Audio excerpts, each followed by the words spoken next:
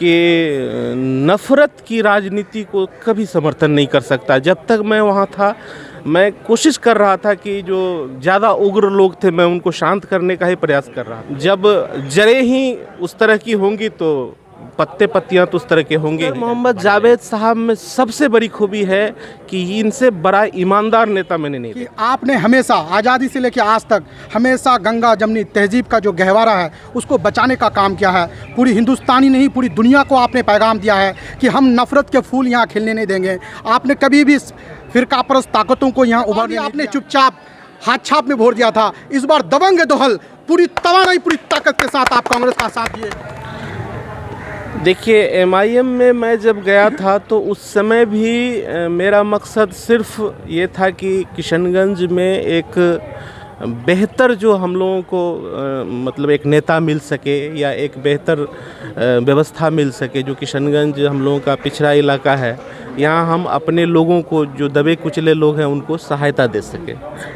और अच्छा है मैं अभी अब वहाँ से आ गया हूँ तो मैं बहुत ज़्यादा कुछ अभी कहना नहीं चाहता, लेकिन इतने दिनों के अनुभव में सिर्फ 2 शब्द ये कह सकता हूँ कि नफ़रत की राजनीति को कभी समर्थन नहीं कर सकता। जब तक मैं वहाँ था मैं कोशिश कर रहा था कि जो ज़्यादा उग्र लोग थे मैं उनको शांत करने का ही प्रयास कर रहा था, लेकिन हार गया मैं। चूँकि जब जड़ें ही उस तरह की होंगी तो पत्ते पत्तियाँ तो उस तरह के होंगे ही। कोई भी सुधार करने के पक्ष में थे नहीं और मैं हार कर वापस जो अपने पास में एकमात्र विकल्प इस देश के लिए मैं समझता हूं कि एकमात्र विकल्प कांग्रेस पार्टी है। कांग्रेस पार्टी के अलावा कोई नहीं है जो भारतीय जनता पार्टी का सामना कर सके, इसलिए मैं वापस कांग्रेस में आया हूं। डॉक्टर मोहम्मद जावेद में वो क्या खूबी है? डॉक्टर मोहम्मद जावेद साहब में सबसे बड़ी खूबी है कि इनसे बड़ा ईमानदार नेता मैंने नहीं देखा। ईमानदारी के को देखते हुए मैं गया था एमआईएम में, लेकिन वहाँ जाकर के धक्का लगा मुझे। लेकिन मैं विपक्ष में वहाँ उनके विपक्ष में रहते हुए भी मैं जावेद साहब से प्रभावित हुआ कि ये बिना मतलब का गोल गोल लच्छेदार बात नहीं करते हैं और कथनी करने में इनका कोई फ़र्क नहीं है, इसलिए मैं इनसे प्रभावित हुआ। तो आपने बड़ा मजबूत किया 4-5 सालों में एमआईएम को। जी जी जी। अब क्या लग रहा है कि एमआईएम आप लोग के वहाँ से निकलने के बाद एमआईएम को क्या असर पड़ेगा? एमआईएम को असर पड़ने के लिए किसी बाहर वाले की ज़रूरत नहीं है। उनके लिए हम वो जो एमआईएम के नेता हैं उनके जो भाई वगैरह हैं जो ऐसे कुछ 2-4 गुर्गे हैं वही काफ़ी है उनको बर्बाद करने के लिए। अब क्या एमआईएम क्या लगता है कि एक परिवार की पार्टी बन के रह गई है? हाँ, एमआईएम एक प्राइवेट कंपनी की तरह रह गई है। अब बस कुछ ही लोगों के दायरे में वो घूम घूम के चल रही है। आप देख सकते हैं कि हम लोग यकीनन पार्टी का फाउंडर मेंबर था। 2015 से हम लोगों ने उस पार्टी के लिए काम किया है और देख रहे हैं क्या है, क्या मिला, हम लोगों को क्या मिलना चाहिए। और जब हम लोग एक्चुअली चीज़ों को देख रहे हैं बड़ी बारीकी से, जब पूरे हिंदुस्तान में पूरे भारत में 2 ही विचारधारा है, एक कांग्रेस और एक बीजेपी, जहां एक फासिस्ट ताकतें सेकुलरिज्म मानने वाले लोगों को बहुत ही उन पर जुल्म ज़्यादती कर रहा है, उन पर अत्याचार हो रहा है। तो हम लोग जैसे नौजवानों को चाहिए कि नहीं, अब बर्दाश्त नहीं किया जाए। अब देश बचाओ, संविधान बचाने के लिए हमसे जितनी भी कुर्बानी हो उसके लिए हमें आगे आना चाहिए। और अभी वक्त का मांग है, देश का मांग है कि हम कांग्रेस के साथ जाएं, क्योंकि सबसे पुरानी पार्टी कांग्रेस है। अगर मोदी जी को, बीजेपी के सहयोगी पार्टियों को अगर कोई मात दे सकता है, उनको हरा सकता है तो वह है कांग्रेस। इसलिए हम लोग देश को बचाने के लिए और संविधान को बचाने के लिए आज कांग्रेस में शामिल हुए हैं। और मैं आपके चैनल के माध्यम से पूरे किशनगंज लोकसभा क्षेत्र के अवाम से कहना चाहूँगा कि आपने हमेशा आज़ादी से लेकर आज तक हमेशा गंगा जमनी तहजीब का जो गहवारा है उसको बचाने का काम किया है। पूरी हिंदुस्तानी नहीं पूरी दुनिया को आपने पैगाम दिया है कि हम नफ़रत के फूल यहाँ खिलने नहीं देंगे। आपने कभी भी फ़िरकापरस्त ताकतों को यहाँ उभरने नहीं दिया है। मैं आज भी, क्योंकि आज पूरी देश त्रस्त है इन बीजेपियों से, इन मोदी जी से परेशान है, इसलिए देश को बचाने के लिए, संविधान को बचाने के लिए किशनगंज लोकसभा क्षेत्र के अवाम से मैं आग्रह करूंगा कि आप अपना एक एक कीमती वोट जनाब डॉक्टर जावेद आज़ाद के पंजा छाप, हाथ छाप पर दें और कांग्रेस पार्टी को मजबूत करें। जनाब राहुल गांधी को प्रधानमंत्री बनाने में सहायक करें। कि आज देखिए जनाब राहुल गांधी के पास किसी चीज़ की कमी नहीं है, लेकिन आज भी वो पूरे देश में घूम घूम कर लोगों को मोहब्बत की बातें, मोहब्बत का पैगाम दे रहा है। मोदी जी उन पर इतने अत्याचार किया कि उनकी मेंबरशिप को ख़त्म कर दिया, उनके घर से उनको बेघर कर दिया, लेकिन उन्होंने हिम्मत से नहीं हारा। उसके बाद भी कई स्टेट इलेक्शन हार गया, लेकिन उन्होंने फिर भी हिम्मत से नहीं हारा। फिर भी पूरे देश का कन्याकुमारी से लेकर के कश्मीर तक, आपका असम से लेकर के महाराष्ट्र तक, हर जगह उन्होंने चलने का काम किया और लोगों को मोहब्बत का पैगाम दिया। आज उसी की मोहब्बत की मैं वास्ता आप लोग पूरे किशनगंज लोकसभा क्षेत्र से मैं देना चाहता हूं कि इस मोहब्बत को हम लोग किशनगंज वाले बरकरार रखिए, क्योंकि किशनगंज के लोग हमेशा अमन पसंद लोग हैं, हमेशा अच्छी चीज़ को पसंद करते हैं, हमेशा लोगों को भाईचारगी का पैगाम दिए हैं। इसी भाईचारगी को बरकरार रखने के लिए पिछले बार भी आपने चुपचाप हाथ छाप में वोट दिया था, इस बार दबंग दोहल पूरी तवानाई पूरी ताकत के साथ आप कांग्रेस का साथ दिए। इंशाल्लाह डॉक्टर जावेद साहब के नेतृत्व में इंशाल्लाह किशनगंज तरक्की करेगा। हम लोग आपके इंशाल्लाह हम लोग पार्टी में जुड़ गए हैं, जब भी जरूरत पड़ेगा, चाहे दिन के उजाले में हो, रात के अंधेरे में हो, हम लोग आपके साथ खड़े रहेंगे। कांग्रेस पार्टी जिंदाबाद, डॉक्टर जावेद आज़ाद जिंदाबाद, अच्छा जिंदाबाद। क़यादत मजबूत करते करते नफरत के बाजार में दुकान, मोहब्बत की दुकान खोलने आ गए। बिस्मिल्लाहिर्रहमानिर्रहीम। आपकी बात बिल्कुल सही है।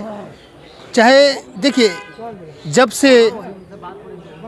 से दुनिया में ये निज़ाम बना है, चाहे सियासत के जमहूरी निज़ामात हों या दिगर निज़ामात, यहाँ हर कोई शख्स मखसूस या कुंबा अपनी भलाई चाहता है।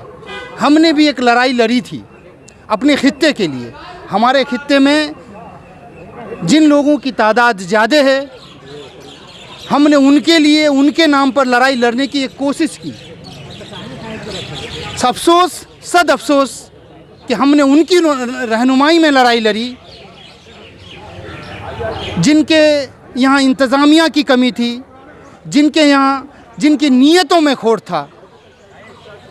कहने में तो बड़ी नदामत सी महसूस होती है, लेकिन मेरे माजी के जो साथी रहे हैं, उनकी नीयतों में खोट रही है।